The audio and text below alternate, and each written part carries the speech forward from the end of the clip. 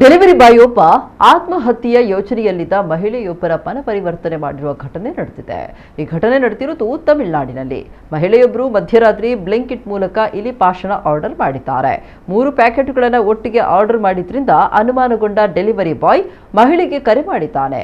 ಮಹಿಳೆ ಅಳ್ತಾ ಇದ್ರಿಂದ ಸಂಶಯ ಬಲವಾಗಿ ಸ್ವಲ್ಪ ತಡವಾಗಿ ಆತ ಲೊಕೇಶನ್ ತಲುಪಿದ್ದಾನೆ. ಬಳಿಕ ಮಹಿಳೆ ಜೊತೆ ಮಾತುಕತೆ ನಡೆಸಿದ್ದು ಆಕೆ ಇಲಿ ಸಾಯಿಸಲು ಅಂದಿದ್ದಾಳೆ.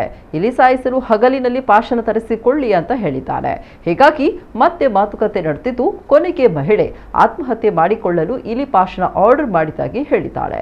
ಆಕೆಗೆ ತಿಳಿ ಹೇಳಿದ ಡೆಲಿವರಿ ಬಾಯ್ ಮನವೊಲಿಸಿ ಆಕೆ ಆತ್ಮಹತ್ಯೆಯ ನಿರ್ಧಾರದಿಂದ ಹೊರಬರುವಂತೆ ಮಾಡಿದ್ದಾನೆ. ಈ ಬಗ್ಗೆ ವಿಡಿಯೋವೊಂದನ್ನು ಮಾಡಿರುವ ಡೆಲಿವರಿ ಬಾಯ್ ತನ್ನ ಇನ್ಸ್ಟಾಗ್ರಾಂ ಖಾತೆಯಲ್ಲಿ ಹಂಚಿಕೊಂಡಿದ್ದಾನೆ. ಈತನ ಕಾರ್ಯಕ್ಕೆ ಮೆಚ್ಚುಗೆ ವ್ಯಕ್ತವಾಗಿದೆ.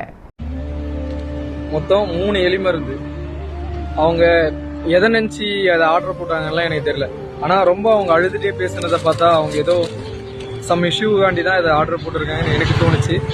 ஆனால் கஸ்டமர் லொக்கேஷன் ரீச் ஆகிட்ட பிறகு நான் அவங்களுக்கு இந்த மாதிரி ஆர்டர் வழியிலே மிஸ் ஆகிடுச்சிங்க அப்படிங்களா சரிங்க அப்படியே ஒரு மாதிரி அழுதுட்டே போட்டாங்க.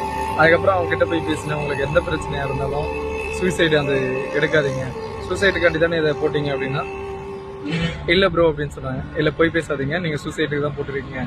எலியுடைய பிரச்சனை அப்படின்னா நீங்கள் கிட்டத்தட்ட 7 மணிக்கு போட்டுருக்கலாம், இல்லை அதுக்கு முன்னாடியே போட்டுருக்கலாம், இல்லை அடுத்த நாள் போட்டுருக்கலாம். இந்த அன்டைமில் போட வேண்டிய அவசியம் இல்லை அப்படின்னு. அதுக்கப்புறம் அவங்கள கன்வின்ஸ் பண்ணிவிட்டு இந்த ஆர்டரையும் கேன்சல் பண்ணி எடுத்துகிட்டு வந்தாங்க. இன்றைக்கி தாங்க ஓப்பனாக சொல்கிறேன், இன்றைக்கி தான் நான் எதையோ சாதித்த மாதிரி எனக்கு தோணுது.